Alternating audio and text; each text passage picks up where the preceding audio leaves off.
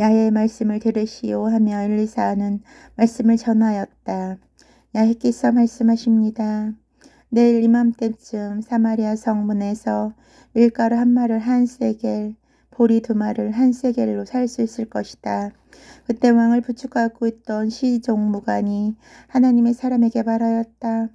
야훼께서 하늘의 창고문을 여신다 해도 그런 일이 일어날 리 없다. 엘리사가 대답하였다. 너는 내 눈으로 그것을 보게 될 것이다. 그러나 그것을 먹지는 못할 것이다. 진지를 두고 도망간 시리아군. 사마리아 성의 기근이 해결되다. 그때 성문 밖에 있던 나병 환자 넷이 서로 의논하였다. 어찌하여 여기에서 죽기만 기다리고 있을 것이냐. 성 안에 들어가 보아도 먹을 것이 없으니 살 수 없겠지만 그렇다고 여기 그대로 있어도 죽기는 마찬가지다. 그러니 시리아군이 주둔하고 있는 진지에 가서 항복이나 하자. 살려주면 다행이고 죽이면 어차피 죽을 몸 죽는 거다. 그리고는 항온에 떠나 시리아군 진영에 다다라서 보니 사람이라고는 그림자도 하나 보이지 않는 것이었다. 주께서 시리아군에게 대군이 쳐들어오는 소리를, 병거대가 밀려오고 기마대가 달려오는 소리를 들려주셨던 것이다. 그리하여 그들은 서로 큰일 났다.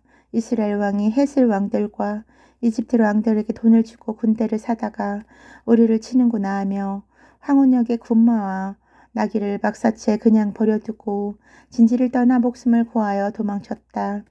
나병 형제들은 적 진지에 다다라 한 천막에 들어가서 먹고 마시고 은과 금, 의복을 챙겨 들고 나와 감추어 두고는 또 다른 천막 안에 들어가서 챙겨 들고 나와 숨겨 두었다. 그렇게 한 후 서로 의논하였다. 이래서 되겠느냐.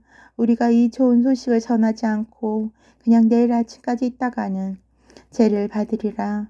당장 왕궁에 가서 이 소식을 전하자. 그래야 그들은 성으로 가서 문지들에게 큰 소리로 알렸다. 우리가 시리아군 진지에 갔더니 사람은 그림자 하나 보이지 않았고 인기척도 없었습니다. 다만 군마와 나귀가 매어 있을 뿐 막사들도 그대로 있었습니다. 성문지기들이 이 소식을 해치자 왕궁 안에까지 전해졌다. 왕은 밤중에 일어나 신하들과 의논하였다. 나는 시리아군이 우리를 굶어 죽게 된 것을 알고 이런 계략을 썼다고 생각했다. 적군은 진지를 떠나 들판에 잠복하였다가 우리가 나가면 생포하고 이 성으로 쳐들어오려는 것이다. 한 신하가 아뢰었다. 이 성 안에 남아있는 이스라엘 군마는 다 모아도 5마리뿐입니다. 그냥 두어도 어차피 죽을 텐데 이 말에 사람을 태워 정찰을 내보낸 것이 좋을까 합니다.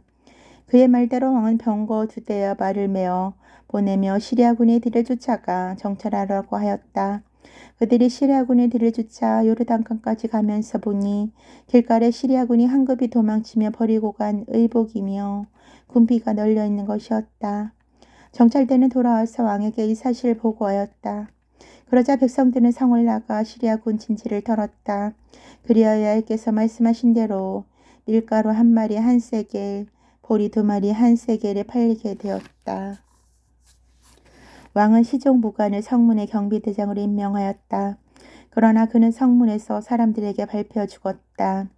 왕이 찾아왔을 때 하나님의 사람이 미리 말했던 그대로 이루어진 것이다. 그때 하나님의 사람은 왕에게 이렇게 말하였다. 내일 이맘때쯤 되면 사마리아 성문에서 밀가루 한 마를 한 세겔, 보리 2마를 한 세겔로 살 수 있을 것이요. 그때 그 무관이 이렇게 대답했었다. 야훼께서 하늘의 창고문을 여신다 해도 그런 일이 일어날 리 없다. 그러자 하나님의 사람이 너는 네 눈으로 그것을 보게 될 것이다. 그러나 그것을 보게 될 것이다. 그러나 그것을 먹지는 못할 것이다 하고 말했던 것이다. 그 말 그대로 되어 그는 성문에서 사람들에게 발표 죽었다.